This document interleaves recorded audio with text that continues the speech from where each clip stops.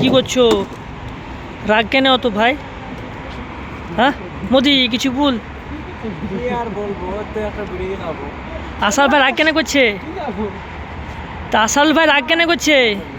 হ্যাঁ এই মোদি রাগ কেন করছে আসাল ভাই?